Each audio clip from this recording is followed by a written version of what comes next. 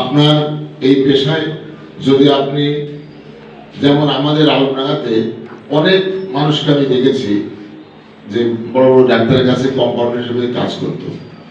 এই কম্পাউন্ডারের কাজ করতে করতে একসময় তারা ভালো প্র্যাকটিশনার হয়ে গেছে এবং তারা পরে বিভিন্ন গ্রামগঞ্জে চিকিৎসা করেছে এবং তারা এত ভালো সফল হয়েছে যেটা চিন্তাই করা যায় না। আমি আলোনাগাতে লিয়াকত ভাই এখানে আছে, অনেক এমবিবিএস ডাক্তার আছেন। শহীদ প্রেসিডেন্ট জিয়াউর রহমানের ছেলে, ওনার এখানে লেখা আছে যে পল্লী চিকিৎসা মানে কিভাবে হয়েছিল। লিখেছেন শহীদ প্রেসিডেন্ট জিয়াউর রহমান গ্রাম অঞ্চলে চিকিৎসা সেবা নিশ্চিতকরণের জন্য তিনি সর্বপ্রথম ২৭,৫০০ জন পল্লী ডাক্তার ট্রেনিং এর ব্যবস্থা করেছিলেন। এটা ওনার পেজে লেখা, তারেক রহমানের পেজে। দেশে বিপুল সংখ্যক পল্লী চিকিৎসক নিয়োগ করার মাধ্যমে দেশের মানুষকে স্বাস্থ্য সচেতন করা সম্ভব হবে। ফলশ্রুতিতে মানুষের অসুস্থতার হার কমে আসবে এবং অসুস্থ মানুষের সংখ্যা কমে আসলে রোগীদের সর্বোচ্চ চিকিৎসা সেবা প্রদান করা সম্ভব হবে। কারণ গ্রামে যখন একটা মানুষ প্রাথমিকভাবে অসুস্থ হয়ে পড়ে, সেই মানুষটা কার কাছে যাবে? কোনো না কোনো তো একটা লোক লাগে।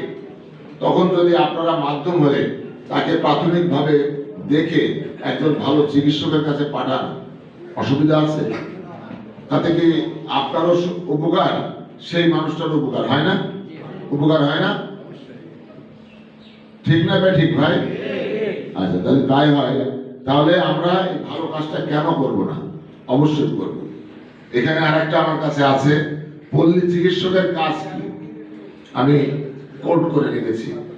প্রজনন স্বাস্থ্য সেবা, শিশু ও মায়ের স্বাস্থ্য সেবা, টিকাদান, পরিবার পরিকল্পনা, সংক্রামক রোগ প্রতিরোধ, যক্ষ্মা রোগ শনাক্তকরণ ও চিকিৎসা, অপুষ্টিজনিত রোগের চিকিৎসা, যৌনবাহিত রোগের চিকিৎসা, HIV AIDS শনাক্তকরণ সহ সকল প্রকার সাধারণ রোগী প্রভৃতি ক্ষেত্রে প্রাথমিকভাবে গ্রামে বা পল্লীতে স্বাস্থ্য সচেতনতা এবং চিকিৎসা সাময়িক চিকিৎসা করে ভালো ডাক্তারের কাছে প্রেরণ করার দায়িত্ব আপনাদের।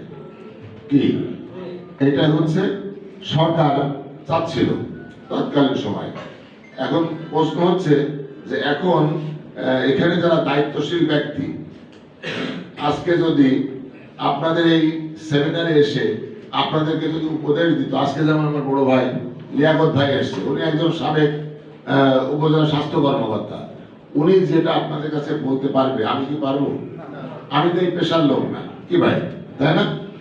এখন আমার পাশে যে ভদ্রলোকটি আজকে প্রধান আলোচক, উনি যে কাজটা